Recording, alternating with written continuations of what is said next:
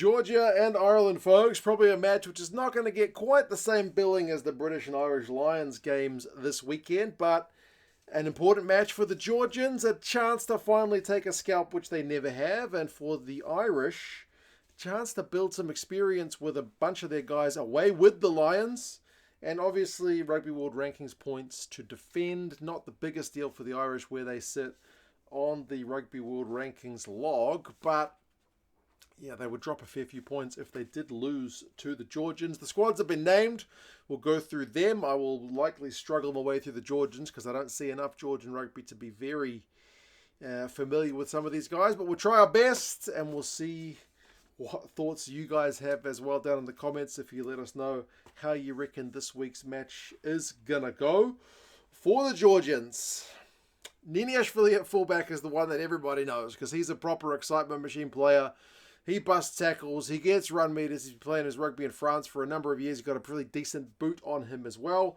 He is certainly a guy to watch. It's a great time that we're talking about a Georgian fullback as their first guy rather than a prop because the Georgians have the stereotype of largely only producing good forwards, but they have a number of good backs. Tabu Tadza on the right wing is another one. If you've seen that try he scored against the Aussies a few years ago, absolutely electric stuff from him. He is lightning out on the right wing. And then Toru on the other wing is the proper veteran. The dude played all the way back at the 2011 Rugby World Cup, back when he was a youngster. So he has been around for a long time. Lobichnidze and Matkava as the 9-10 combo. Those guys have played a fair bit of rugby together as well. If memory serves, it was Matkava who came off the bench and hit a penalty that beat Wales all those years ago now as well. So they've got some experience and some consistency in their backline. And amongst the forwards, a number of these guys play their rugby in France, particularly the front rowers, and then a couple of their locks, I think, are still playing their rugby in Black Lion over in Georgia, so it'd be a good chance for them, to advertise themselves to the world about what they can do as well. I always like the Georgian back rowers more than the front rowers in recent years. They've got Saginidze and Jalagonia there this time.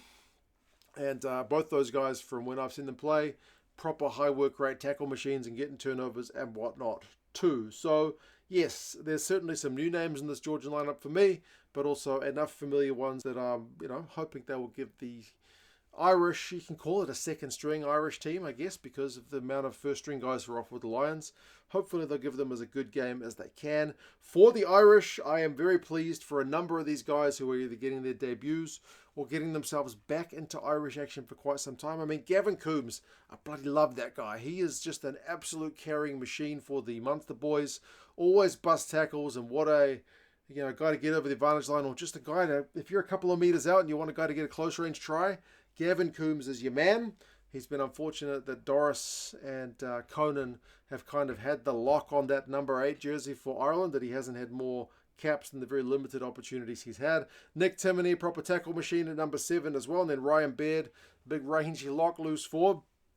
That's a pretty bloody good looking back row. And then Dara Murray, I'm very pleased for that guy as well, because a couple of years ago, I looked at a bunch of stats and he seemed like a real high potential player. If you're looking at the kind of Moneyball angle of a lock who does a lot around the park, Dara Murray seemed like that guy. So it's pleasing to see that kind of pay off, because sometimes I pay a little bit too much attention to the stats, but very pleasing for him. And then Izzy Chukwu, in what was a pretty ordinary season for Ulster, he still managed to stand out.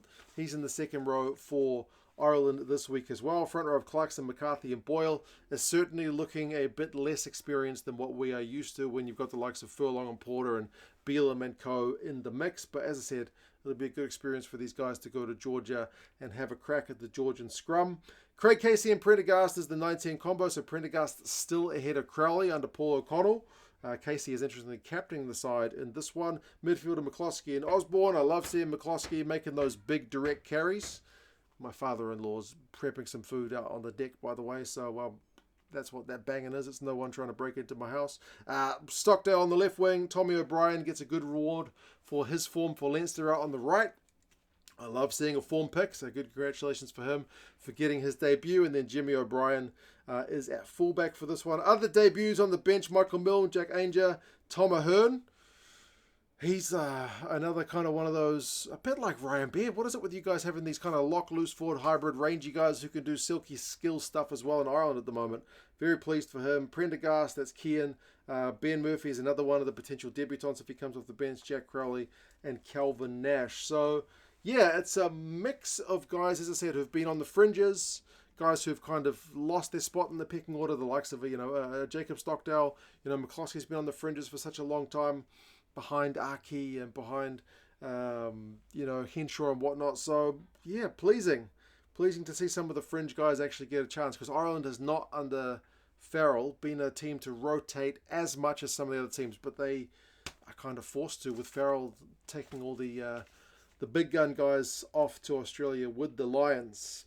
Recent history between the sides, I think they've only played 5 times, and it's been all Irish wins. The most recent one was 23-10 to Ireland back in the Autumn Nations Cup in 2020, so it's been a long time since they have played.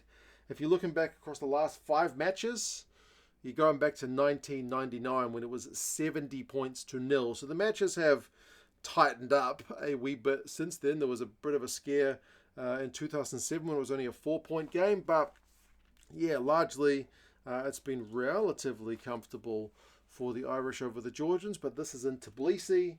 This is the Irish guys missing all their Lions. And you know that the Georgians love getting a crack at the Tier 1 teams because they're always putting their hand up for more big games like this. Predictions-wise, though, the Irish are the favourites. 13 points with the bookies. And the Rugby Forecast algorithm, which doesn't take into account the playing roster, so it doesn't know that the Lions have got half the Irish team, is saying by 20. So, yeah, we'll see how it goes. It is a 9 p.m. local kickoff, which is a bit of a kind of early evening kickoff, I think, for you guys in Ireland. For me, it's 5 in the morning, so I will likely be watching this one delayed, but I'll check it out at some point on Sunday morning my time. Andrea Piatti, the Italian, is the referee for this one. You guys let us know your thoughts on how this one is going to go. Subscribe to the channel if you want more Georgian rugby coverage. A bit of Irish stuff as well. But you guys take care of yourselves, and yes, I'll talk to you guys again soon. See you later.